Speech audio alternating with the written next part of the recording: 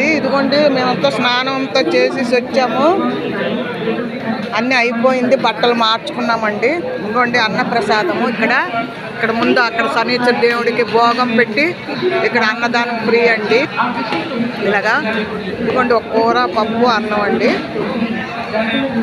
Free అనండి. భోజనం అంతాను ఇక్కడ వండుతున్నారనమాట, చేపలంతాను బాగుందండి, టేస్ట్ కూడా బాగుంది.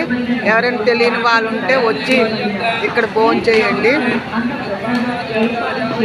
చాలామందికి తెలియదు కదా ఫ్రీ భోజనం అనండి, నూనె తినకూడదు, అందు గురించి ఇక్కడ నూనె లేకుండా వండుతారండి. మనమేమో ఈ పూజ చేసుకునే వాళ్ళం, ఇక్కడికి వచ్చిన వాళ్ళం రాత్రి ఇడ్లీ టిఫిన్ పంచదారేనండి, నూనె వస్తువులు ఏటి తినకూడదు, లేకపోతే పెరుగన్నం తినొచ్చండి.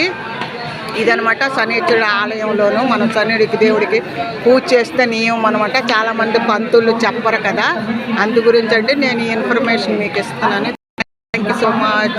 నచ్చితే ఒక లైక్ ఇవ్వండి, షేర్ చేయండి. Thank you so much.